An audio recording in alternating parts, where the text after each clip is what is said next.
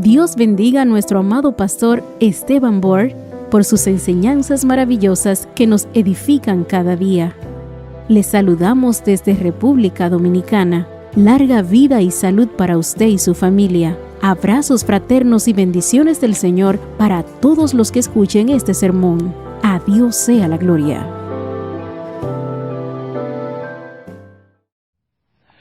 Amante Padre Celestial, en esta noche tu pueblo se haya reunido con la única intención de escuchar tu voz y comprender tu palabra. No podemos, Señor, entenderla por nuestra propia cuenta. Por eso en este momento rogamos que vengas a nosotros por medio del ministerio de tu Santo Espíritu, que abras nuestras mentes, que abras tu santo libro y que nos ayudes a aceptar con humildad el mensaje que tienes para nosotros. Te lo pedimos en el nombre y por los méritos preciosos de Cristo Jesús. Amén. Ezequiel el capítulo 33. Ezequiel el capítulo 33. Empezando en el versículo 1. Tiene un pasaje de mucha importancia. Dice lo siguiente, Ezequiel 33 y el versículo 1. Y fue a mí palabra de Jehová diciendo: Hijo del hombre, habla a los hijos de tu pueblo y diles: Cuando trajere yo espada sobre la tierra, y el pueblo de la tierra tomare un hombre de sus términos y se lo pusiere por atalaya, y él viere venir la espada sobre la tierra y tocare la corneta y avisare al pueblo, cualquiera que oyere el sonido de la corneta y no se apercibiere, y viniendo la espada lo tomare, su sangre será sobre su cabeza. El sonido de la corneta oyó y no se apercibió. Su sangre será sobre él, mas el que se apercibiere librará su vida. Ahora, básicamente lo que están diciendo los primeros 5 versículos es que si Dios llama a un mensajero para que proclame el mensaje de que viene la destrucción o viene la espada, y ese mensajero proclama el mensaje claro de Dios, y alguna persona oye el mensaje y rechaza el mensaje y no se prepara, dice que la sangre de esa persona que escuchó el mensaje y no lo aceptó será sobre su propia cabeza. Es decir, el atalaya, el mensajero, no será responsable de la muerte de esa persona, porque el atalaya o mensajero proclamó el mensaje, la persona oyó el mensaje, lo rechazó y por lo tanto es responsable del rechazo. Sigue diciendo en el versículo 6 lo siguiente: Pero si el atalaya viere venir la espada y no tocare la corneta, y el pueblo no se apercibiere, y viniendo la espada tomare de él alguno, él por causa de su pecado fue tomado, mas demandaré su sangre de mano del atalaya. ¿Qué es lo que está diciendo estos versículos? Están diciendo que si Dios manda un mensaje de que viene la destrucción, y el atalaya o mensajero no dice nada, los impíos morirán con su pecado, pero la sangre de ellos será demandada ¿de quién? Será demandada del atalaya, que debería haber tocado la trompeta para anunciar la destrucción que venía. Ahora, yo quiero decirles que en esta noche vamos a hablar de un tema que para mí es muy difícil predicarlo, porque yo sé que hay mucha gente sincera aquí en esta noche que posiblemente este mensaje para ellos sea supremamente fuerte. Sin embargo, es un mensaje que necesita ser proclamado, porque viene la destrucción según la Biblia, viene la espada, y ustedes pueden leerlo en Apocalipsis 19, y el versículo 11 al 15 dice que Cristo vendrá sobre un caballo blanco y sale una espada aguda de su boca para herir con ella a las gentes. Y si yo me quedo callado por ser popular y por ganarme el cariño de todos, podría ser amigo de todos, pero Dios demandaría la sangre de ustedes de mis manos.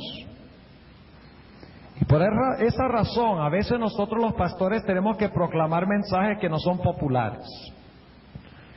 Son mensajes que cortan nuestra propia alma y nos es difícil predicar los mensajes. Para mí es difícil predicar este mensaje, pero lo voy a predicar en esta noche con la certeza de que Dios desea que se escuche. Quiero invitarles a abrir sus Biblias conmigo a 1 de Timoteo, el capítulo 3. 1 de Timoteo, el capítulo 3. Hemos estado estudiando en cuanto al santuario. Y hay un versículo muy interesante en 1 de Timoteo 3:16, que fue nuestra lectura bíblica de esta noche. Y si ustedes estudian este texto con cuidado, descubrirán que los puntos que se mencionan en el versículo siguen el orden exacto del santuario. Ahora vamos a anotarlo. 1 de Timoteo, el capítulo 3 y el versículo 16. Y vamos a ver el orden del santuario en este versículo. Ustedes recuerdan que primero está el altar.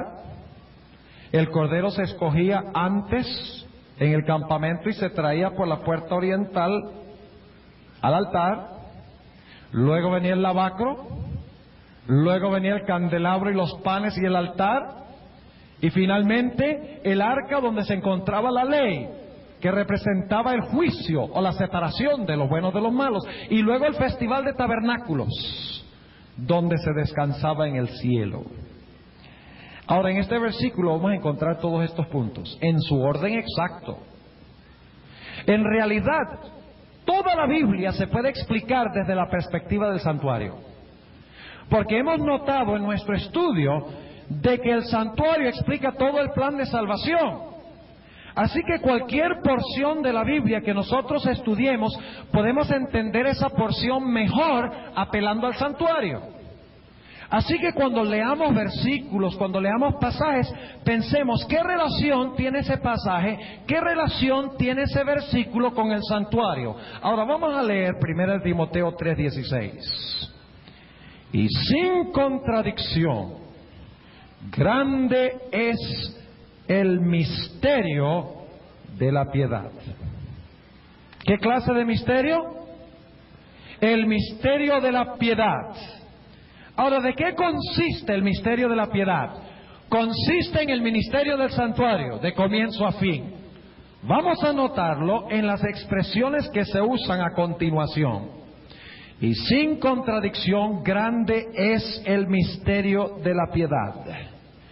Dios ha sido manifestado ¿en qué? En carne. ¿De qué aspecto del santuario habla esa expresión? Ha sido manifestado en carne.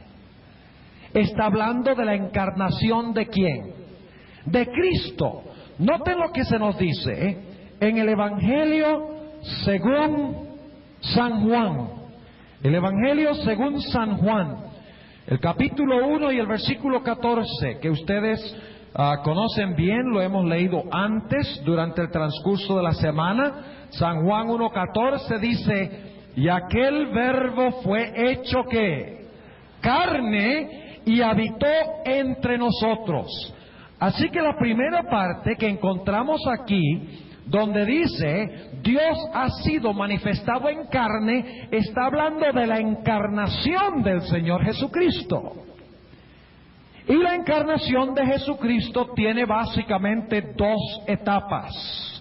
La primera etapa de la encarnación de Cristo tiene que ver con su selección antes de que muriera sobre el altar. Ustedes recuerdan que él fue dedicado desde el momento que fue llevado al templo, cuando tenía 8 años. A veces nosotros enfatizamos tanto la muerte de Cristo que nos olvidamos que para que su muerte tuviera valor era necesario que tuviera una vida perfecta antes de que muriera. La encarnación de Cristo incluye, por lo tanto, la elección del Cordero. ¿Recuerdan que era 4 días antes del sacrificio? E incluye también la muerte del Cordero sobre el altar. Ahora sigamos leyendo. La primera etapa es Dios así manifestado en carne. ¿Qué mueble del santuario tiene que ver eso? ¿Con qué mueble? Con la fiesta de dedicación y con qué más. Y con el altar del sacrificio.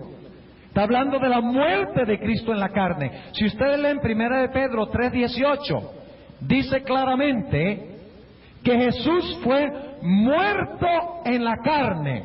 Esa es la expresión específica, fue muerto en la carne. Así que encontramos aquí, en primer lugar, el altar, donde era sacrificado el Cordero de Dios que quita el pecado del mundo. Ahora sigamos.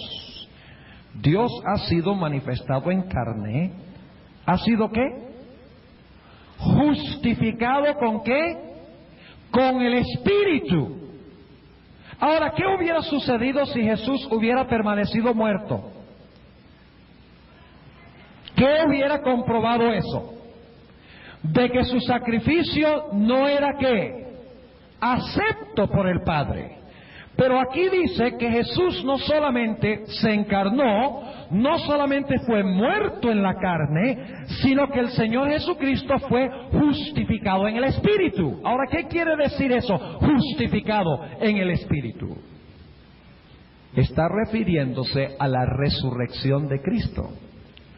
Si ustedes leen nuevamente en 1 de Pedro 3:18, dice que Jesús fue muerto en la carne y vivificado, ¿qué cosa? En el Espíritu. Es decir, la segunda frase de 1 de Timoteo 3:16, ha sido justificado con el Espíritu, quiere decir que el Señor Jesucristo fue resucitado y de esa forma la obra que fue justificada por el Padre. Es decir, el Padre dice, la obra que hizo Cristo en la tierra es acepta. ¿Qué mueble representa la resurrección? El lavacro. Empezamos con el altar y ahora fuimos ¿a dónde? Al lavacro. Ahora sigamos. Dice, Dios ha sido manifestado en carne, ha sido justificado con el Espíritu, ha sido ¿qué? Visto de los ángeles. Ahora, ¿qué quiere decir esto? Ha sido visto ángeles. Ustedes recuerdan que cuando el Señor Jesucristo resucitó, ¿a dónde fue? ¿A dónde fue? Se fue al cielo. Cuando resucitó se fue y llevó la gavilla, el domingo de la resurrección. Pero 40 días más tarde Jesús nuevamente subió al cielo. ¿Y qué salmo cantaron los ángeles mientras el Señor Jesucristo ascendía? El Salmo 24. Abrid, oh puertas eternas, y entrará el Rey de Gloria, cantaron los ángeles. O sea que Jesús fue visto por los ángeles cuando ascendió al cielo y estaba a punto de entrar al lugar santo. El diablo se derrota por la oración y la canción. ¿Usted creen que el diablo quiere escuchar el mensaje de esta noche? Claro que no. ¿Ustedes lo quieren escuchar? Ok, vamos a volver. 1 de Timoteo, el capítulo 3. Y para la grabación necesito hacer una aclaración. La razón por la cual el cassette se interrumpió es porque el diablo apagó las luces. Pero como resultado de la oración y el himno, Dios volvió a prender las luces. Ok, volvemos a 1 Timoteo 3:16. Y sin contradicción, grande es el misterio de la piedad. Dios ha sido manifestado en carne, ahí tenemos el altar. Ha sido justificado con el Espíritu. Allí tenemos, ¿qué cosa? El lavacro. Ha sido visto de los ángeles. ¿A dónde iba a entrar Cristo cuando fue visto por los ángeles? Al lugar santo del santuario. ¿Y qué hace Cristo en el santuario? ¿Cuál es el resultado del Señor Jesucristo entrar al santuario? ¿Qué hace Jesús? Jesús alimenta a su iglesia ¿con qué? Con pan. ¿Qué representa el pan? Y le da a su pueblo ¿qué? Luz, la luz del candelabro, e intercede por su pueblo. Noten la siguiente frase. Dice, ha sido visto de los ángeles, ha sido ¿qué? Predicado a los gentiles. ¿Qué predicamos nosotros? La palabra. ¿Y qué es la palabra? Es el pan. ¿Y qué más es la palabra? Es la luz. ¿A dónde nos encontramos en esta frase? En esta frase estamos en el lugar santo del santuario. Cristo está en el cielo y a través de sus ministros imparte el mensaje de Dios a través de la palabra y a través de la luz del Espíritu Santo. Y luego sigue diciendo, ha sido predicado a los gentiles. Ahora, ¿cuándo vendrá Cristo Jesús? Cuando el Evangelio haya sido ¿qué? Predicado, ¿dónde? Vamos a San Mateo. San Mateo el capítulo 24 y el versículo 14. San Mateo el capítulo 24 y el versículo 14. Dice Jesús, y será predicado este evangelio del reino, ¿en dónde? En todo el mundo, por testimonio a todos los gentiles, y entonces vendrá ¿qué? Vendrá el fin. Mis hermanos y mis hermanas, cuando el evangelio de Dios haya sido predicado en todo el mundo, y todo el mundo haya escuchado el mensaje, el mundo estará listo para la ¿qué? Para la cosecha, para separar a los buenos de los malos. Jesús lo ilustró de otra forma. El Señor Jesucristo habló de la red, ¿recuerdan? La red que era echada en el mar, y en la red venían toda clase de ¿qué? Peces, peces buenos y peces malos. Y luego entonces, después que la red había traído todos los peces a la playa, ¿qué se hacía?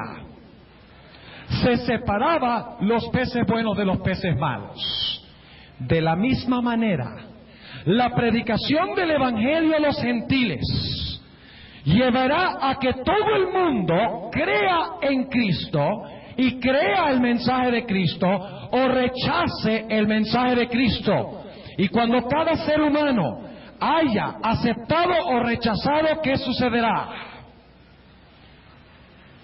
Sucederá el siguiente paso.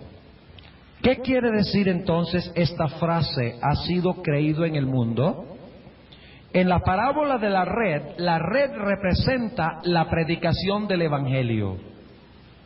Los peces buenos y malos significa que cuando se predica el Evangelio, entra a la iglesia gente buena y gente que no está convertida.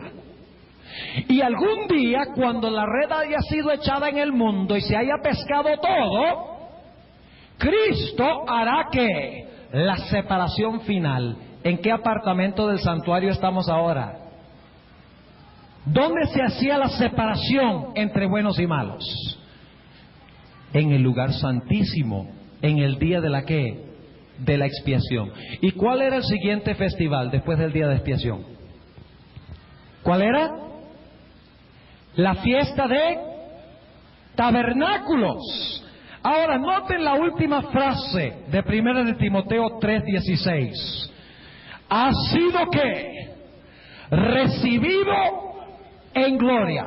Ahora, algunas versiones dicen arriba en gloria, pero esa palabra arriba no está en el texto original. Los traductores están asumiendo de que lo que quiere decir es que Cristo está siendo recibido arriba en gloria. Pero hay otra explicación, más leal al griego en el cual fue escrito el Nuevo Testamento. Dice literalmente, ha sido recibido en gloria. Ahora, no debemos asumir que eso significa que Cristo ha sido recibido en gloria en el cielo. Porque la Biblia dice que Cristo volverá a la tierra como Mateo 25:31, volverá a la tierra ¿en qué? En gloria. ¿Y quiénes estarán esperando a Jesús para recibirle en gloria? Los hijos de Dios. ¿Y luego a dónde llevará Cristo a los hijos de Dios? Al cielo, para celebrar ¿qué cosa? La fiesta de tabernáculos. ¿Entendieron 1 Timoteo 3:16 a la luz del santuario? Nuevamente repito, sin contradicción, grande es el misterio de la piedad. Dios ha sido manifestado en carne. La fiesta de dedicación, cuando Cristo fue dedicado en el templo, después de haberse encarnado, 8 días después de haberse encarnado. Y luego, cuando murió, ¿dónde? En el altar. Luego dice, ha sido justificado con el Espíritu. ¿Qué significa eso? Que fue resucitado con el Espíritu. El Padre justificó la obra que Jesús hizo. En otras palabras, estamos en el lavacro. Luego dice, ha sido visto de los ángeles. ¿Qué quiere decir eso? Está hablando de la ascensión de Cristo, cuando Cristo va a entrar ¿a dónde? Al lugar santo del santuario. Ha sido predicado a los gentiles. El candelabro representa la testificación. ¿Sabían ustedes eso? Jesús dijo en cuanto a la iglesia, vosotros sois la ¿qué? La luz del mundo. Y también el Señor Jesucristo ha llamado a la iglesia a compartir el pan de la palabra. Así que aquí tenemos, ha sido predicado a los gentiles. Está hablando de lo que Cristo hace en el lugar santo, cuidando a la iglesia, alimentando a la iglesia, dándole luz a la iglesia desde el santuario. Y luego, cuando termine la predicación, ¿qué sucederá? Cristo habrá sido ¿qué? Creído en todo el mundo, o rechazado por algunas personas en todo el mundo. Y entonces Cristo hará, como dice la parábola de la red, la gran separación final. Y eso es la obra de ¿qué departamento del santuario? El lugar santísimo, donde se hacía en el día de expiación la separación. Y luego entonces dice, ha sido recibido en gloria. No recibido en gloria en el cielo, sino recibido en gloria por su pueblo, cuando Cristo venga, según Mateo 16:27, a la tierra en la gloria de su Padre. ¡Qué lindo cuadro del santuario! ¿Y quién es el centro de todo? ¿Quién es el que se encarnó? ¿Quién es el que resucitó? ¿Quién es el que ascendió? ¿Quién es el que ha sido predicado? ¿Quién es el que ha sido creído en el mundo? ¿Quién es el que será recibido en gloria? Cristo. Todo el santuario se centra ¿en quién? En Cristo Jesús. Pero ¿saben ustedes que la Biblia menciona otro misterio? Y este es el misterio que particularmente enojó a Satanás esta noche. Es el misterio que se menciona en 2 de Tesalonicenses. Y ese es el tema especial que vamos a tratar esta noche. 2 de Tesalonicenses, el capítulo 2 y el versículo 3 y 4. En la Biblia hay 2 misterios. El primer misterio es que Dios ¿qué? Descendió del cielo, ¿verdad? Dios de dioses bajó y llegó a ser ¿qué? Hombre, para que pudiera levantarnos ¿a dónde? A Dios. Quiero que noten eso. Dios bajó, tomó carne humana para que a través de su obra pudiera levantarnos y llevarnos al cielo cuando venga en gloria. Pero la Biblia menciona otro misterio, y es exactamente lo contrario del misterio de piedad. En vez de decir que Dios bajó y llegó a ser hombre, este misterio hace algo distinto. Dice en 2 de Tesalonicenses 2, el versículo 3, lo siguiente: no os engañe nadie en ninguna manera. ¿Qué está diciendo el apóstol San Pablo? Que debemos tener cuidado de no ser ¿qué? Engañados. Y vamos a encontrar esta noche que hay muchedumbres en Cali. La mayoría de Cali está engañado. Usted dice, ¿cómo, pastor? No os engañe nadie en ninguna manera, porque no vendrá, es decir, Cristo no vendrá sin que venga antes la apostasía. Dentro de un momento vamos a estudiar las frases con más cuidado. La apostasía. Y se manifieste el hombre de pecado. Él literalmente en el idioma griego no dice el hombre de pecado, sino que dice el hombre que se opone a la ley. ¿Y qué es pecado? Transgresión de la ley. No importa cómo lo traduzcan, últimamente es lo mismo decir el hombre de pecado, porque pecado es transgresión de la ley. Pero literalmente en el idioma griego dice el hombre que quiere estar sin ley, o el hombre que se opone a la ley de Jehová. O sea, va a ser un poder que se opone a la ley de Dios. Dice que se manifieste el hombre de pecado, el hijo de perdición. ¿Cómo se le llama?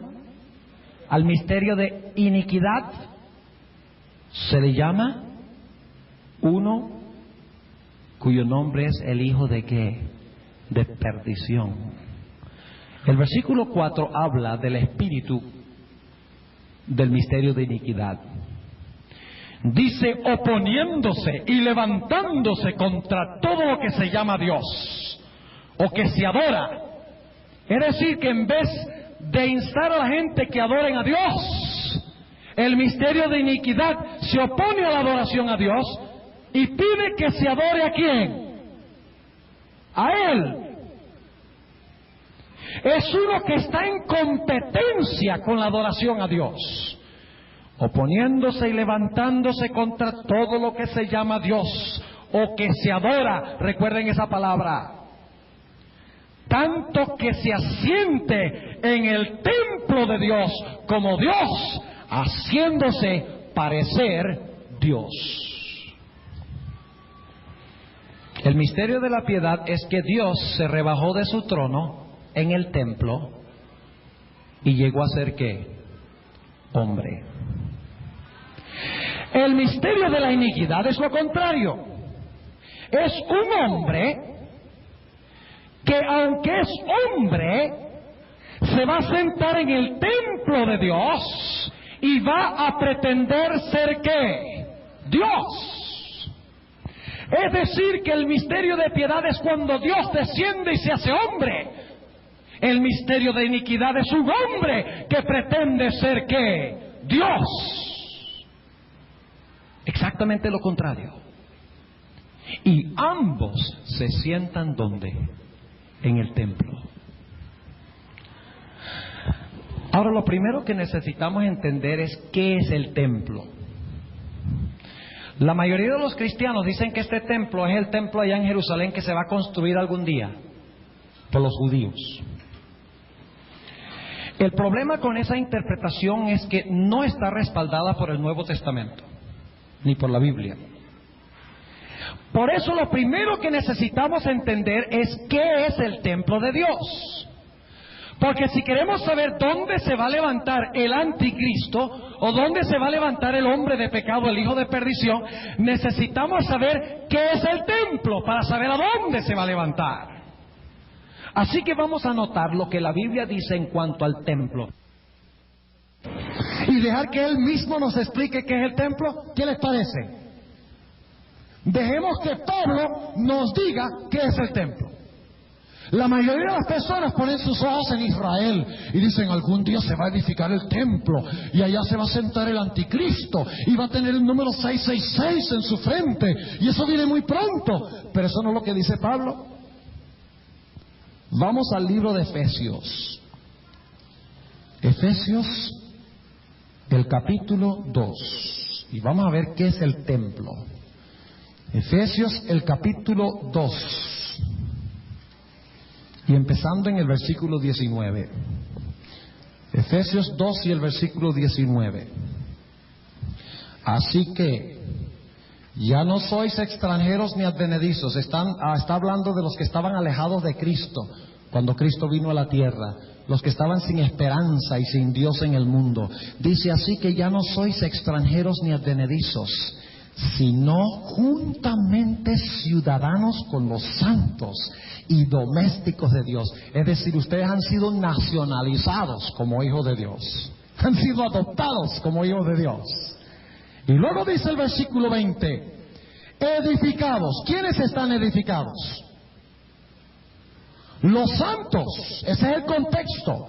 Edificados sobre el fundamento de los apóstoles y profetas, siendo la principal piedra del ángulo Jesucristo mismo.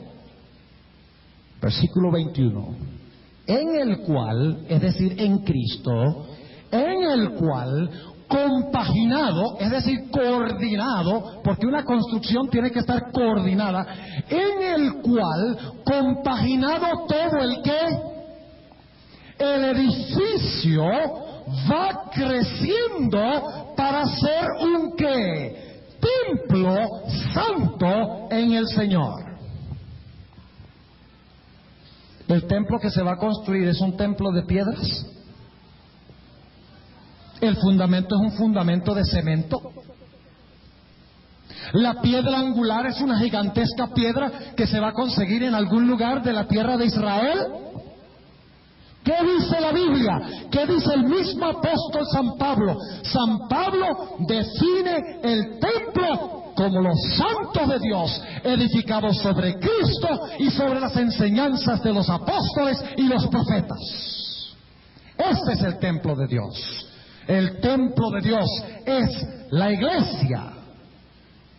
Ahora vamos a un par de textos más. Vamos a Primera de San Pedro y luego vamos a volver a San Pablo. Primera de San Pedro, el capítulo 2. Primera de San Pedro, el capítulo 2. Y vamos a empezar en el versículo 4. Estamos definiendo el templo. Al menos que sepamos qué es el templo y qué es otro nombre para el santuario. ¿Qué otro nombre se le da al santuario? El templo, ¿verdad? Se habla del templo de Salomón, el templo en el cielo. O sea que el templo es el mismo que santuario. Dice en Primera de Pedro 2 y el versículo 4, al cual allegándoos, y está hablando de Jesús, que nosotros debemos llegarnos a Jesús, dice, al cual allegándoos, piedra viva, reprobada cierto de los hombres, empero elegida de Dios, preciosa. Dice que debemos llegarnos a Cristo, quien es una piedra escogida, preciosa. Y luego dice en el versículo 5 lo siguiente, vosotros también, como piedras vivas. O sea que el templo se compone de piedras, de piedra. ¿Qué clase de piedras tiene el templo? Piedras que vivas. Dice, vosotros también como piedras vivas, sed edificados una casa como espiritual. ¿Y qué más? Y un sacerdocio santo para ofrecer, ¿qué cosa? Sacrificios espirituales. ¿Dónde servía el sacerdocio? ¿Dónde servía el sacerdocio? En el templo. ¿Dónde se ofrecían sacrificios? En el templo. Así que aquí está hablando de qué cosa? Del templo. Y los hijos de Dios son ¿qué? Las piedras del templo. ¿Y quién es la piedra angular del templo? Cristo. ¿Qué clase de templo es? ¿Espiritual o material? Espiritual. Es la iglesia. Sigue diciendo, Versículo 5, vosotros también como piedras vivas sed edificados una casa espiritual y un sacerdocio santo para ofrecer sacrificios espirituales agradables a Dios por Jesucristo. Y luego dice en el versículo 9, mas vosotros sois linaje escogido, real sacerdocio, gente santa, pueblo adquirido, para que anunciéis las virtudes de aquel que os ha llamado de las tinieblas a su luz admirable.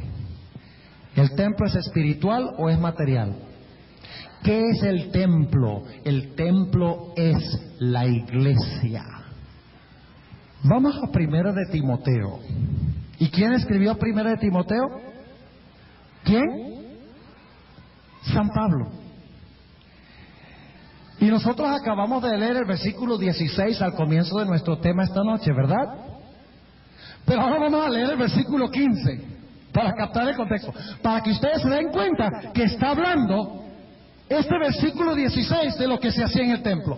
Dice en el versículo 15, y si no fuere tan presto, para que sepas cómo te conviene conversar en la casa de Dios. ¿Cuál es la casa de Dios? Cuando hablamos de la casa de Dios, ¿de qué estamos hablando? De la iglesia. En la casa de Dios, ¿qué es qué cosa? La iglesia del Dios vivo, columna y apoyo de la verdad. ¿Qué había en el templo? Columnas. Ahora quiero preguntarles entonces, ¿qué es el templo? Es la iglesia cristiana. Eso es lo que San Pablo dice. Eso es lo que San Pedro dice. Somos piedras vivas, real sacerdocio. Edificamos el templo. La piedra angular es Cristo. Los fundamentos son las enseñanzas de los apóstoles y profetas. Es un templo espiritual, es la iglesia. Lo cual significa, y ahora escuchen bien lo que voy a decir, no lo pierdan. Lo cual significa que el anticristo se va a levantar ¿dónde? Yo no les oigo. ¿Está malo el sistema de sonido? El anticristo, el misterio de iniquidad se va a levantar por es Saddam Hussein. El misterio de iniquidad. Son los árabes. ¿Qué dicen? ¿No? Los comunistas. Tampoco. A ver con quién más nos metemos.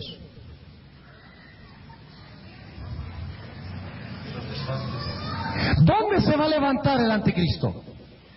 En la iglesia ¿qué? Cristiana. ¿Entendieron lo que estoy diciendo?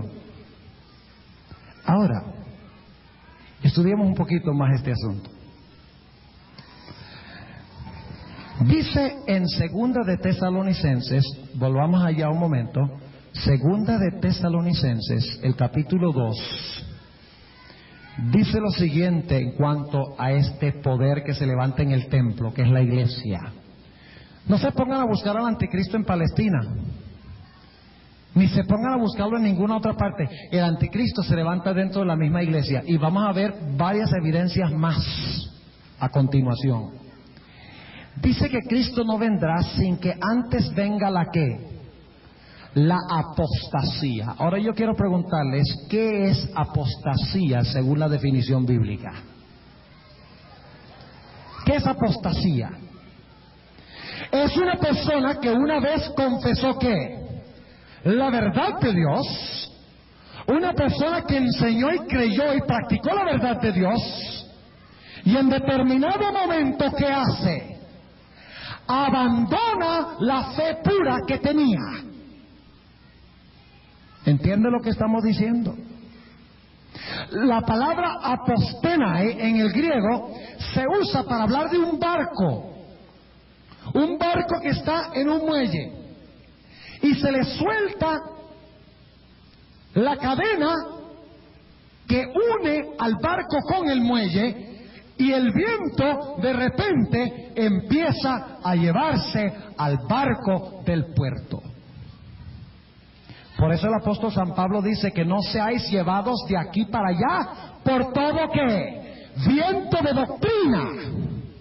Apostasía significa que abandonamos la verdad de Dios, la verdad como se encuentra revelada en el santuario de Dios. Es abandonar la verdad y al mismo tiempo pretender que tenemos la verdad. Ahora habla de la apostasía. Así que debemos buscar en la iglesia cristiana un poder que ha abandonado ¿qué? La verdad. ¿Y qué es verdad?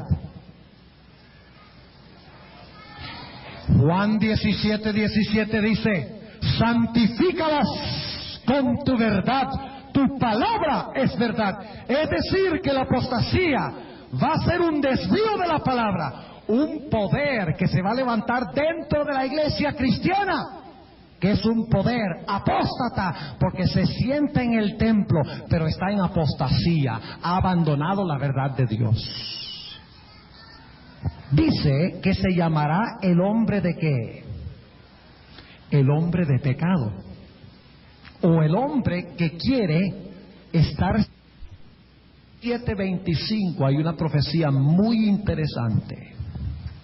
Esa profecía dice, y vamos a leerlo a continuación, Daniel 7 y el versículo 25, hablando de este poder que se levanta en la iglesia cristiana, dice lo siguiente, Daniel 7:25, y hablará ¿qué? Palabras contra el Altísimo. Es lo mismo que tenemos en 2 Tesalonicenses 2, el poder que se levanta contra Dios. Sí, hablará palabras contra el Altísimo, y a los santos del Altísimo quebrantará, y pensará en mudar ¿qué cosa? Los tiempos y qué más, y la ley de Dios. O sea que es un poder que se va a levantar con la intención de hacer ¿qué cosa? De cambiar la ley de Jehová, y de esa forma oponerse a la ley de Jehová. Estamos viendo varias características, ¿verdad? Primero, se levanta ¿dónde? En la iglesia cristiana. Ahí se va a levantar el anticristo, y está aquí. Segundo, va a ser un poder que ha abandonado ¿qué? La verdad de Dios. En tercer lugar, es un poder que pretende haber cambiado ¿qué? La ley de Jehová. Pero hay otra característica. ¿Qué otro nombre se le da a este poder? El hijo de perdición. Ese nombre es interesante. ¿Pueden ustedes recordar quién fue denominado con ese nombre antes que San Pablo lo escribiera en 2 de Tesalonicenses 2? Vamos a San Juan, el capítulo 17 y el versículo 12. San Juan, el capítulo 17 y el versículo 12. Aquí está hablando Jesucristo. El nombre hijo de perdición se aplica a alguien que se asemejaba a lo que será este poder, y es este poder del misterio de iniquidad. Dice en San Juan 17 y el versículo 12, hablando Jesús: cuando estaba con ellos en el mundo, yo los guardaba en tu nombre. A los que me diste yo los guardé, y ninguno de ellos se perdió, sino ¿quién? El hijo de perdición, para que la escritura se cumpliese. ¿Quién era el hijo de perdición? Judas. Ahora analicemos brevemente el carácter de Judas. ¿Se opuso Judas abiertamente contra Jesús? ¿Abiertamente? ¿Era Judas uno del círculo especial de Cristo? ¿Sí o no? Sí. ¿Era íntimo con Cristo? ¿Saben ustedes dónde se sentó Judas en la última cena? Al lado izquierdo del Señor Jesucristo, comiendo pan en el mismo plato donde comía Cristo. Pretendía lealtad a Cristo. Los mismos discípulos no entendieron, sino hasta mucho después, cuando vieron a Judas que se había ahorcado. Dice la Biblia, la rama donde se había ahorcado se había quebrado y él había caído al suelo y se le había roto el estómago y todas las entrañas estaban en el suelo. Hasta ese tiempo los discípulos no sabían qué clase de individuo era. Ellos creían que era leal a Jesús, era uno del círculo sagrado. Estaba tan cerca de Jesús que inclusive entregó a Jesús con un ¿qué? Con un beso. Era uno del círculo, uno de la primera iglesia, de adentro, no de afuera. Lo cual significa, apreciados hermanos y amigos, que según la Biblia el misterio de iniquidad, el anticristo, se iba a levantar en el templo de Dios, iba a enseñar el error en vez de la verdad. Y además de eso, iba a pretender ser leal ¿a quién? A Cristo, mientras que todo el tiempo, en vez de ser leal a Él, estará ¿qué? Entregándolo. Nuevamente vemos que el anticristo no es un enemigo que viene de afuera y blasfema a Cristo. No, el anticristo es uno que se levanta dentro del círculo del cristianismo. Se levanta dentro del templo de Dios y dice que será un poder que aunque es hombre se proclamará ¿qué? Se proclamará Dios. ¿Saben ustedes lo que significa la palabra anticristo? Aquí tenemos otra característica. La palabra anticristo, la mayoría de las personas creen que significa contra Cristo. Pero en el idioma griego, la palabra anticristo es una palabra compuesta. Tiene una preposición y un sustantivo. Y se usan juntos, porque en el idioma griego se combina la preposición con el sustantivo muchas veces. Anticristo. Ahora, esa pequeña preposición, anti, a veces significa contra, pero muchas veces no significa contra, sino que significa en lugar de. Déjeme leer algunos textos que ilustran el uso de anti en esa forma. Mateo 2 y el versículo 2. San Mateo, el capítulo 2 y el versículo 2. Escuchen bien. Diciendo, ¿qué dije yo? Mateo 2 y el versículo 22. Mateo 2, 22. Y oyendo que Arquelao reinaba en Judea, ¿qué? Anti, en lugar de Herodes. O sea que estaba sustituyendo ¿a quién? A Herodes. Notemos un par de versículos más. Lucas 11:11, San Lucas 11 y el versículo 11. Noten lo que dice San Lucas 11:11, usando la preposición anti. La mayoría de la gente está buscando un anticristo que va a blasfemar a la iglesia desde afuera y va a ser un ateo que va a oponerse a Dios.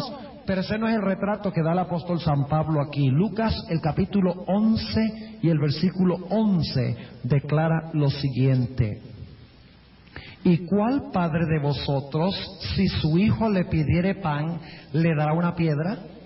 Y si pescado, en lugar de pescado, le dará una serpiente. Ahí está otra vez la preposición anti, en lugar de. Y un texto más, para que vean que este es el uso de la preposición anti. Primera de Corintios, el capítulo 11 y el versículo 15. Primera de Corintios, el capítulo 11 y el versículo 15 dice lo siguiente: por el contrario, a la mujer criar el cabello le es hermoso, porque en lugar de velo le es dado el cabello. ¿Qué significa la preposición anti en lugar de? Ahora escuchen bien. Lo cual significa que el anticristo va a ser un individuo que pretende ocupar el lugar ¿de quién? De Cristo. ¿Están ustedes empezando a captar un cuadro interesante del anticristo en la Escritura? Volvamos a 2 de Tesalonicenses, el capítulo 2, y vamos a resumir lo que hemos estudiado hasta ahora. Dice que el anticristo se va a levantar en apostasía. ¿Qué significa apostasía? Un abandono ¿de qué? De la verdad. Dice que se va a oponer ¿a qué cosa? A la ley de Dios. Y Daniel 7:25 dice que iba a procurar hacer ¿qué cosa? Cambiar la ley de Dios. Se le llama el hijo de perdición, lo cual significa que será uno dentro del cristianismo, dentro del círculo que pretende lealtad a Cristo, pero en realidad traiciona a Cristo. Y será el anticristo, que significa que pretenderá ocupar el lugar de Cristo. Por esa razón dice que se opone contra Dios y se sienta en el templo haciéndose parecer que Dios. ¿Cristo es Dios, sí o no? Este poder se iba a levantar pretendiendo ocupar la posición de Cristo en el templo de Dios en la tierra, es decir, en la iglesia. Ahora, con estas bases podemos identificar cuál es este poder. Dice que se va a sentar en el templo de Dios, haciéndose parecer Dios. El templo es el santuario, ¿verdad? Quiere decir, escuchen bien, que este poder va a instituir un sistema del santuario que falso. Porque él va a colocarse ¿dónde? En el templo. Él va a gobernar en el templo. Él va a controlar el servicio del santuario. Y ustedes dicen, bueno, ¿cómo sabemos eso? Noten Daniel, el capítulo 8, hablando de este mismo poder y diciendo que va a controlar el santuario de Dios y va a instituir un falso sistema del santuario. Lo cual significa que es un falso sistema ¿de qué? De salvación. Porque el camino de la salvación de Dios se revela ¿dónde? En el santuario, en su orden correcto. Si este poder se sienta en el templo de Dios, quiere decir que va a instituir un falso sistema ¿de qué? De salvación en el santuario. Noten lo que dice en el libro de Daniel, el capítulo 8, hablando de este famoso cuerno pequeño, versículo 9. Y de uno de ellos, de 4 cuernos que se habían levantado antes, salió un cuerno pequeño. Es el mismo que en Daniel 7 pretende cambiar la ley de Dios. Subió un cuerno pequeño, el cual creció mucho al mediodía y al oriente y hacia la tierra deseable. Engrandecióse hasta el ejército del cielo, y parte del ejército y de las estrellas se echó por tierra y las holló. ¿Qué representan las estrellas en la Biblia? ¿Qué representan? Ángeles, pero también representa a los ¿qué? A los santos. Las 7 estrellas en las manos de Cristo en Apocalipsis 1 representan los 7 pastores a las iglesias. Las 7 iglesias. Ahora noten lo que sigue diciendo en el versículo 11. Contra el príncipe de la fortaleza se engrandeció. ¿Quién es el príncipe de la fortaleza, creen ustedes?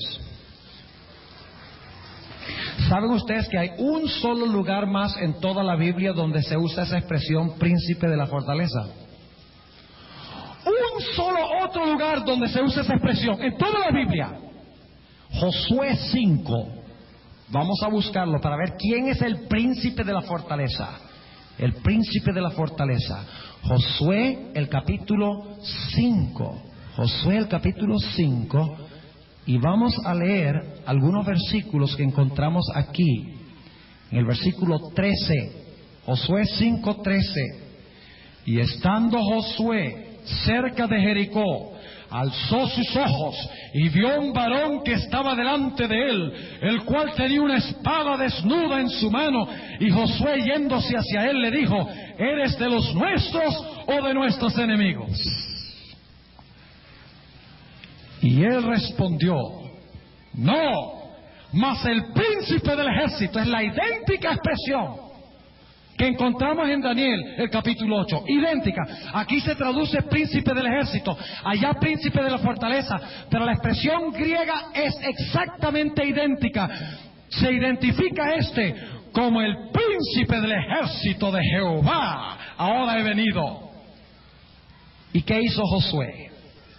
Entonces Josué, postrándose sobre su rostro en tierra, ¿qué hizo? Le adoró. ¿Ustedes creen que este era nada más un hombre que se le apareció? ¿Quién era? ¿Quién es el solo que debemos adorar? A Dios. Y luego dice, noten, y díjole: ¿qué dice mi señor a su siervo? Y el príncipe del ejército de Jehová respondió a Josué: quita tus zapatos de tus pies, porque el lugar donde estás es santo. Y Josué lo hizo así. Lo mismo que pasó en la zarza ardiente cuando Jehová se le apareció a Moisés. ¿Quién era este? ¿Quién es el príncipe de la fortaleza? Es Cristo Jesús. Volvamos a Daniel el capítulo 8. Daniel el capítulo 8. Y vamos a ver qué hace este cuerdo pequeño. Daniel el capítulo 8. Y vamos a leer empezando en el versículo 11. Aún contra el príncipe de la fortaleza se engrandeció. ¿Contra quién se engrandeció? Contra Cristo. ¿Qué dice en 2 Tesalonicenses 2? Se levantaría ¿contra quién? Contra Dios. Ahora sigamos leyendo. Y dice: y por él fue quitado el qué. ¿Qué fue lo que hizo este poder que se engrandeció contra Cristo? ¿Quitó qué? El continuo. ¿Qué era el continuo en el santuario? El continuo eran varias cosas. En el altar del sacrificio se le llamaba el sacrificio del cordero el continuo, porque se ofrecía mañana y tarde y el fuego subía de continuo. La mesa de los panes se llamaban la mesa de los panes, que debían estar continuamente ante la presencia de Dios. El candelabro se le llama el candelabro que debe arder de continuo. El altar de incienso se le llama el altar continuo de intercesión. Y a los sacerdotes se les llama los que ministran de continuo. La palabra continuo tiene que ver siempre con el santuario cuando se usa en este sentido. Es decir, que el anticristo se iba a levantar contra Cristo y le iba a quitar a Cristo ¿qué cosa? Las funciones que desempeñaba en el continuo servicio del santuario, en el atrio y en el lugar santo. Le iba a quitar la función a Cristo que Cristo desempeña en el atrio y en el lugar santo. Y la Biblia dice que inclusive iba a meter el brazo y tratar de cambiar la ley de Dios, que se encontraba ¿dónde? En el lugar santísimo del santuario. Sigue diciendo en el versículo 11: y aún contra el príncipe de la fortaleza se engrandeció, y por él fue quitado el continuo, y el lugar de su santuario fue echado por tierra. ¿Cuál es el lugar del santuario donde está Jesús ahora? ¿Dónde está el santuario donde ministra Jesús ahora? en el cielo. Este poder iba a tomar el servicio del santuario en el cielo y lo iba a colocar ¿dónde? En la tierra. Escuchen bien. O sea que en vez de dirigir los ojos de los hombres al servicio en el santuario en el cielo, donde Cristo ministra, iba a instituir un falso sistema de continuo, un falso sistema de salvación, de santuario en la tierra. La iglesia adventista es un grupito de 7 millones de personas. Pero yo pertenezco a una iglesia que tiene 700 millones de miembros. Aquí dice que el cuerno pequeño, que el anticristo iba a ¿qué? A prosperar, dice aquí.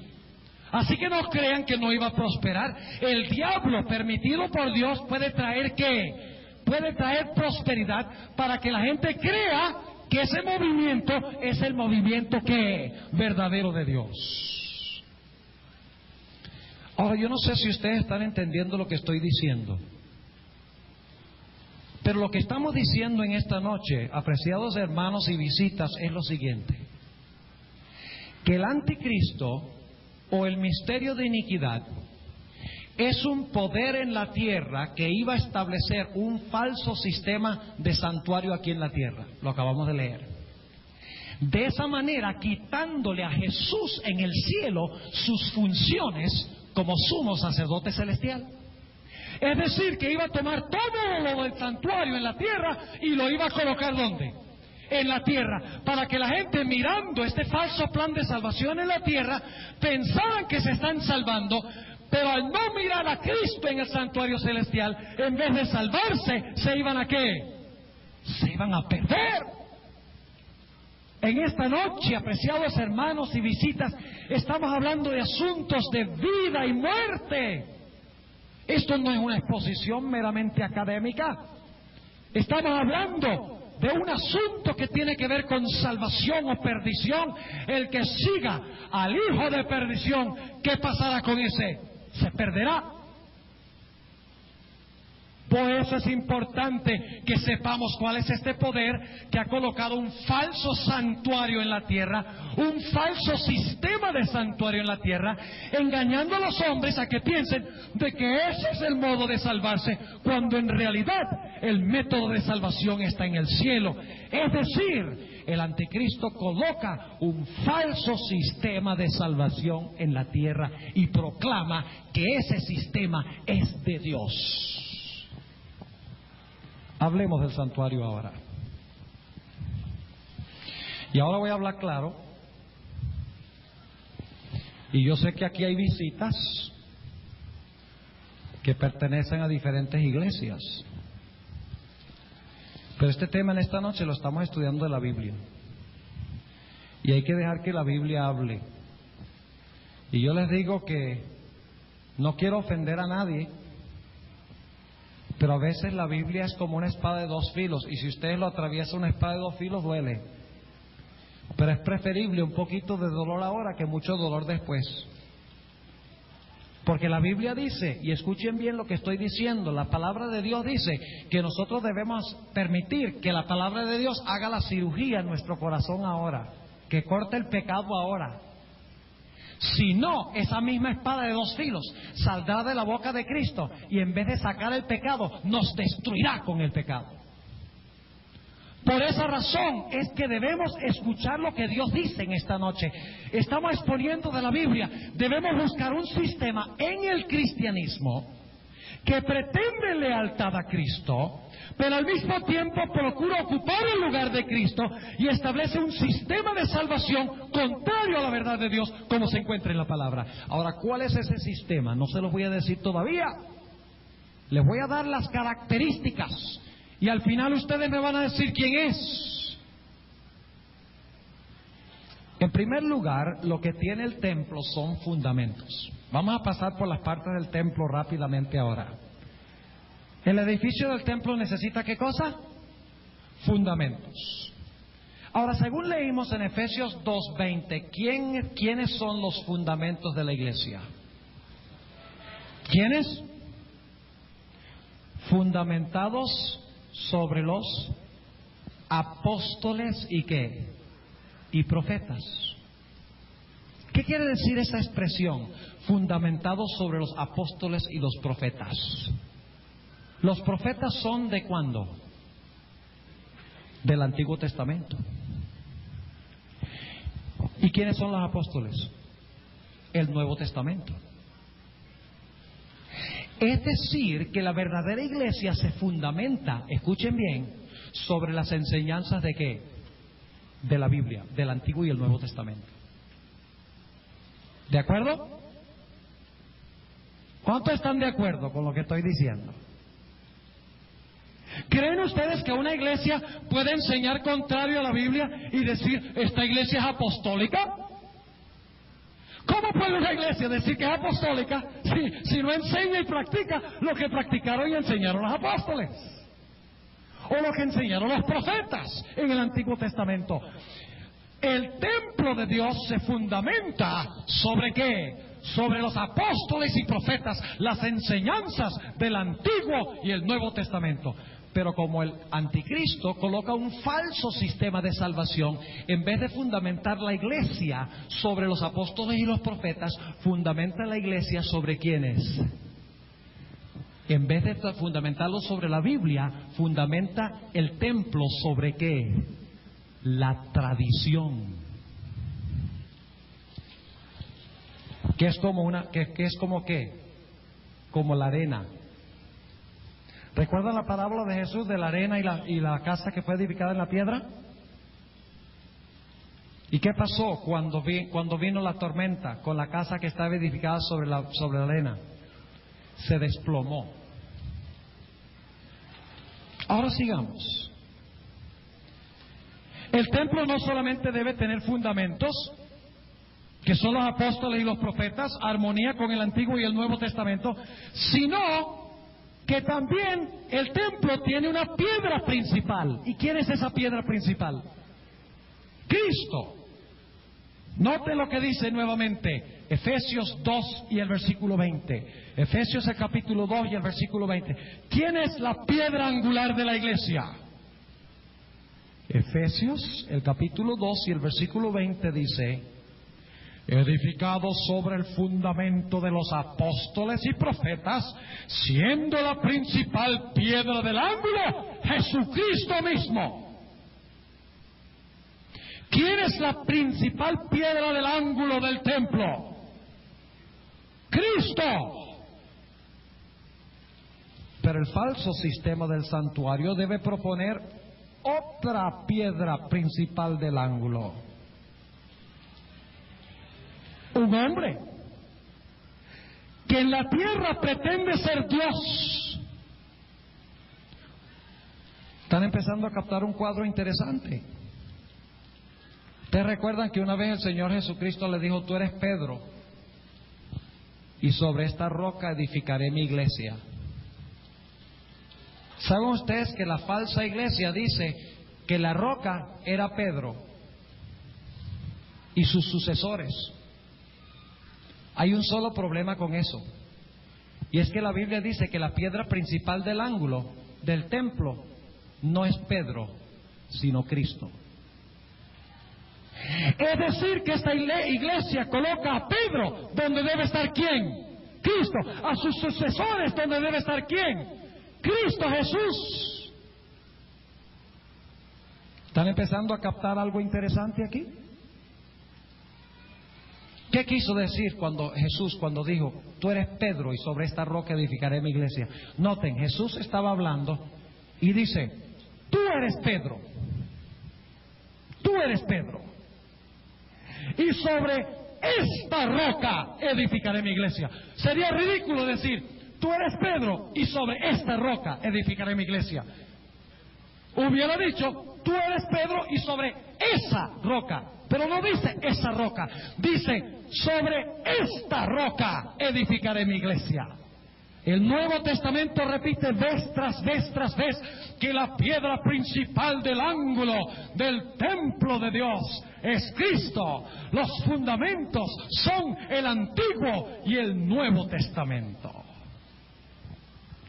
Hablemos del altar del sacrificio. Ahora entrando al santuario. ¿Cuántas veces fue sacrificado Jesús por nuestros pecados? ¿Cuántas? Una sola vez. Ustedes pueden leer eso vez tras vez tras vez. Y vamos a notar, por ejemplo, Hebreos el capítulo 7. Y no lo vamos a leer. Hebreos el capítulo 9, 25 al 28, dice que fue sacrificado una sola vez. Y que nosotros debemos contemplar ese sacrificio de Cristo, ¿verdad? Pero el falso sistema del santuario enseñaría a la gente, en vez de mirar el único sacrificio de Cristo, llevaría a la gente a creer de que en cada servicio Cristo es ¿qué? Sacrificado de nuevo en la tierra. Y que cuando la gente mirara el pedazo de pan, pensarían que Cristo estaba siendo sacrificado de nuevo otra vez. Y siendo asimilado otra vez. Pero la Biblia dice claramente que Cristo Jesús fue sacrificado una sola vez, no muchas veces. El falso sistema del santuario instituiría la idea de que es necesario que Cristo siga siendo sacrificado en la tierra, cuando Cristo ya no está en la tierra, sino que está ¿dónde? En el cielo. Llevaría a la gente a mirar un pedazo de pan, por así decirlo, y pensar que ese era Cristo, que eso los iba a salvar y los iba a regenerar, cuando el que los regenera fue sacrificado una vez en la tierra y se encuentra ¿dónde? En el alto cielo. Hablemos del sacerdocio.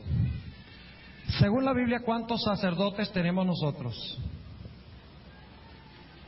¿Cuántos? ¿Cuántos intercesores tenemos? Uno. Noten lo que dice, por ejemplo, Hebreos 7. Hebreos el capítulo 7 y el versículo 23 al 28. Hebreos 7 y el versículo 23 hasta el versículo 28. Dice: y los otros cierto fueron muchos sacerdotes. Noten que en el Antiguo Testamento fueron ¿qué? Muchos sacerdotes. En cuanto por la muerte no podían permanecer. Es decir, que tenía muchos sacerdotes por la razón de que los sacerdotes en el Antiguo Testamento ¿qué? Morían. Y cuando uno moría había que nombrar otro. Ahora sigue diciendo: mas este, hablando de Cristo, mas este, por cuanto permanece para siempre, tiene un sacerdocio ¿qué? Inmutable. Por lo cual también puede salvar eternamente a los que por él se allegan a Dios, viviendo siempre para interceder por ellos.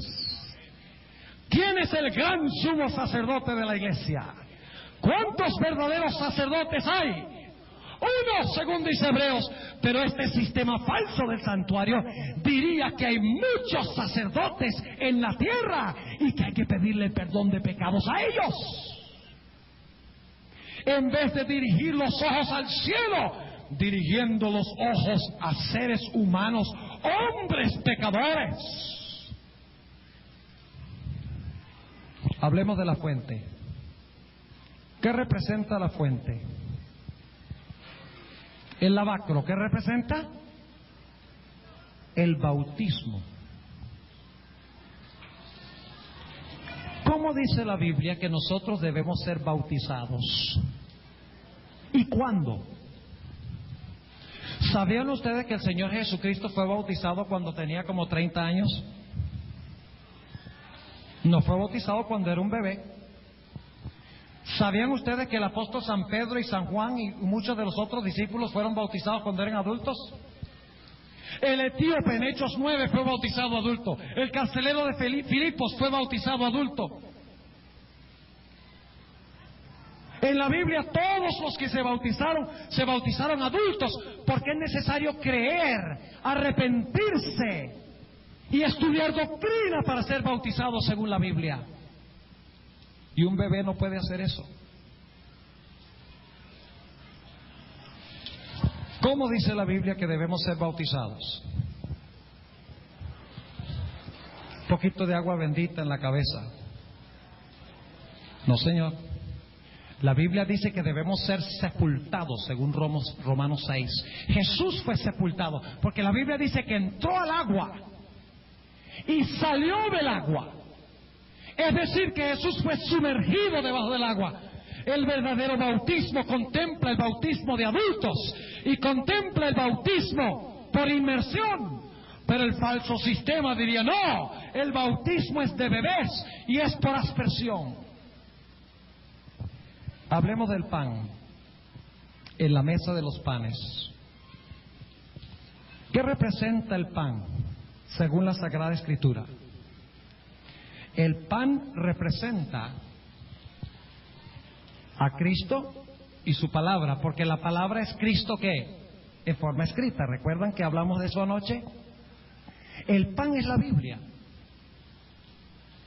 Ahora, ¿qué nos dice el pan en el santuario celestial? Nos dice que nosotros debemos directamente asimilar la palabra de Dios, ¿verdad? Que por nosotros mismos debemos comer la palabra de Dios. Debemos comer y estudiar la Biblia. Pero el falso sistema del santuario diría que no es tan esencial estudiar la Biblia. Y durante su trayectoria, durante mucho tiempo, mantendría la Biblia en un idioma desconocido, inclusive mataría a los que estudiaran la Biblia. Prohibiría el pan de la mesa en la tierra. Hablemos del candelabro. ¿Qué representa el candelabro? Representa el Espíritu Santo y la palabra de Dios. Ahora escuchen bien lo que voy a decir. Esto es muy importante. Cuando Cristo se fue físicamente al cielo, ¿a quién mandó espiritualmente a representarlo en la tierra? Al Espíritu Santo. No dijo Jesús, yo me voy, pero les mandaré otro consolador que es invisible. O sea que el líder visible de la iglesia, ¿dónde está? A ver, el líder visible de la iglesia, ¿dónde está? ¿Y el líder invisible? En la tierra. Pero este sistema diría lo contrario. Diría que el líder visible de la tierra está ¿dónde? En la tierra, mientras que el líder invisible está ¿dónde? En el cielo. Es decir, que este poder procuraría tomar el lugar del Espíritu Santo de Dios en la tierra. ¿Para qué necesita la iglesia a un hombre como líder cuando tiene al Espíritu Santo? Y no estoy hablando de que no necesitamos dirigentes en la iglesia. Lo que estoy diciendo es que no necesitamos a alguien que pretenda ser Dios y ocupar el lugar del Espíritu Santo. Así que el candelabro, ¿qué pasó durante la Edad Media, según estudiamos anoche, con la luz del candelabro? ¿Qué sucedió? La luz de la palabra fue oscurecida, vino el oscurantismo y no llovió. Es decir, que había ausencia de ¿qué cosa? Del Espíritu Santo de Dios. Ahora vayamos al altar de incienso. ¿Qué hacía el sacerdote en el altar de incienso? La gente oraba y el sacerdote mezclaba la oración con el incienso. Y el humo iba ante la presencia de Dios. De esa manera Dios escuchaba las oraciones del pueblo. ¿Quién es el sacerdote según la Biblia? El único sacerdote, Cristo. ¿A quién debemos nosotros confesarle nuestros pecados según la Sagrada Escritura? Debemos confesarlos a Cristo, quien sirve en el altar de oro de incienso y mezcla nuestras oraciones con sus propios méritos de su sangre. Pero el falso sistema diría no hay que confesarle los pecados a Cristo, quien está en el altar en el cielo. Hay que confesarle los pecados a los sacerdotes que se encuentran ¿dónde? En la tierra. Y un hombre no puede ¿qué? Perdonar pecados. No puede decir, ego te absolvo. Es decir, te absuelvo de tu pecado. Hablemos de las piedras. ¿Qué representan las piedras del tabernáculo, del templo? Lo leímos hace un rato. ¿Qué representan las piedras? Nosotros, los santos. ¿Qué hizo este falso sistema durante la Edad Media con las piedras? Las persiguió y las derribó del templo, del santuario. En vez de edificar el santuario, derribó las piedras y las persiguió y las pisoteó. Hablemos del arca. ¿Qué representaba el arca de Dios? ¿Su qué? Su trono.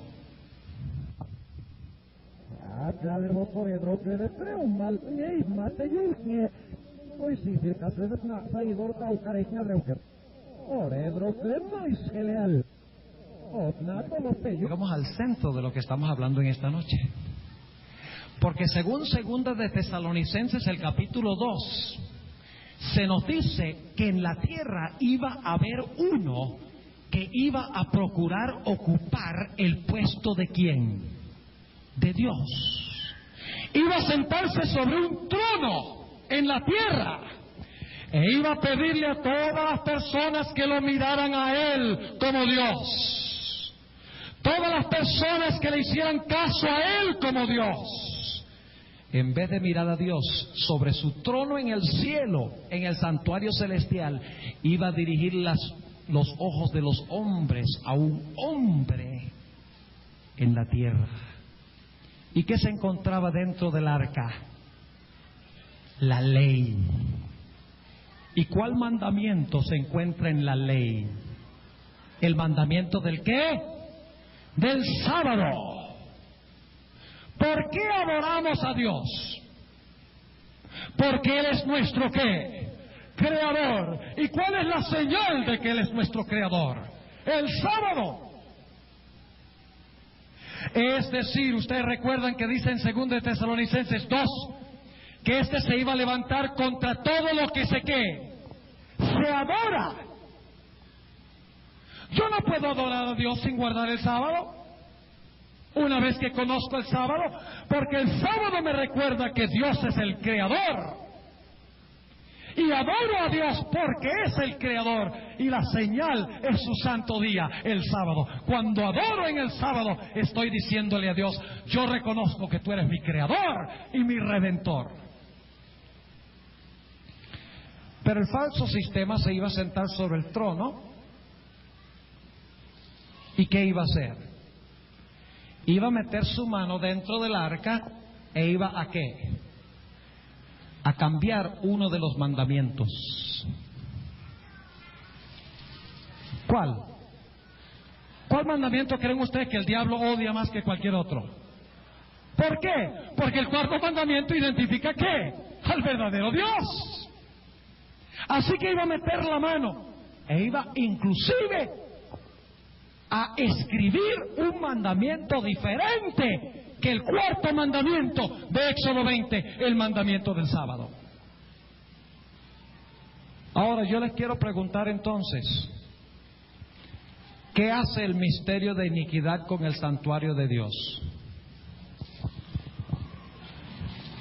Toma el ministerio de Cristo en el cielo, donde los ojos de los seres humanos deben estar, ¿y qué hace? Coloca todo un falso sistema sobre la tierra. Ahora, ¿necesito yo decirles quién es este sistema? ¿Ustedes ya saben quién es? Y ustedes dirán, ay pastor, pero es que mi familia han sido católicos por años y generaciones. ¿Cómo puedo romper la tradición? Ciertamente Dios me salva si yo confieso la misma religión de mis padres. Pues déjeme decirle, mi querido amigo, lo siguiente, que solo hay salvación en uno, el que está en el santuario celestial. Y el que depende de un sistema terrenal no se salvará, porque el hombre no puede salvar. No hay otro nombre dado a los hombres debajo del cielo en el cual podamos ser ¿qué? salvos. Mis apreciados amigos y hermanos, estamos hablando aquí de algo que tiene que ver con vida y muerte. El diablo ha colocado un sistema en este mundo. Y ese sistema enseña que debemos depender de sacerdotes humanos, que debemos practicar un falso bautismo, que debemos sacrificar a Cristo vez tras vez en el sacrificio de la misa, que ya no es tan necesario leer la Biblia, que en lugar de Cristo en el trono, Dios está en la tierra, en la persona del Vicarius Filii Dei. Y estoy hablando claro, ¿saben por qué? Porque yo los amo.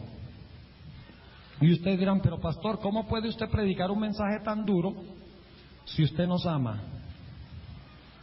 Pues si ustedes creen que este mensaje es duro, ustedes deben leer el mensaje del tercer ángel, donde Dios dice que el que se quede en Babilonia, que es este falso sistema del santuario, el que se quede en Babilonia, dice él que beberá del vino de la ira de Dios sin mezcla de misericordia, y será consumido por fuego y azufre. Yo no quiero que ninguno de ustedes sea consumido por fuego y azufre. No quiero que ninguno de ustedes sufra la ira de Dios dependiendo de un falso sistema, cuando debemos tener nuestros ojos fijos en el autor y en el consumador de nuestra fe, Cristo Jesús. Hay salvación en Jesús, no hay salvación en el hombre. El santuario es Cristo. Un falso sistema no puede salvar. Quiero concluir en esta noche leyendo un pasaje de Apocalipsis 18. Apocalipsis, el capítulo 18, dice lo siguiente. Es el mensaje del cuarto ángel. Y este mensaje está haciendo un llamado. Este mensajero está haciendo un llamado. Este mensajero es Cristo, dicho sea de paso. Dice lo siguiente: y después de estas cosas vi otro ángel descender del cielo, teniendo grande potencia, y la tierra fue alumbrada de su gloria. ¿Y qué dice este ángel? Y clamó con fortaleza en alta voz, diciendo: caída es la grande Babilonia, y es hecha habitación de demonios, y guarida de todo espíritu inmundo, y albergue de todas aves sucias y aborrecibles. ¿Suena eso como una organización a donde les gustaría estar a ustedes? Yo no sé de ustedes, pero a mí me da terror pertenecer a una organización que se describe con eso. Y ustedes saben que en la 2 Tesalonicenses 2 dice prácticamente lo mismo, porque declara que este anticristo inclusive va a hacer prodigios y va a hacer señales, y sus señales serán según operación de Satanás. O sea que este falso sistema del santuario está bajo el liderazgo de Satanás, y hará inclusive milagros para engañar a los seres humanos. Y aquí dice lo mismo: Babilonia está llena de demonios, y es la guarida de todo espíritu inmundo, y albergue de todas aves sucias y aborrecibles, porque ha dado a todas las gentes del vino del furor de su fornicación. Y los reyes de la tierra han fornicado con ella. Es decir, que este poder se mete en la política, según dice esto. Y los mercaderes de la tierra se han enriquecido de la potencia de sus deleites. Es decir, que controla el comercio de la tierra. Y ahora, ¿qué mensaje da Dios a los que están en Babilonia? Dios debe tener pueblo en Babilonia. ¿Saben ustedes? En esta noche Dios les llama. Si ustedes están en Babilonia, donde está este falso sistema del santuario, aquí está el llamado de Dios para ustedes.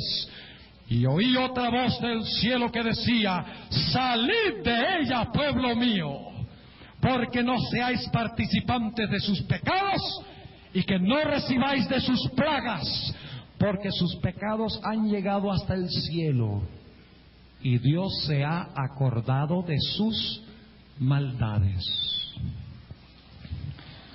Preciados hermanos y amigos, solo hay un Salvador, Jesús. Y Jesús te llama en esta noche para que tú abandones toda dependencia sobre el ser humano y dependas solo de Jesús en el santuario. Que sigas a Cristo en su ministerio celestial y quite tus ojos del hombre.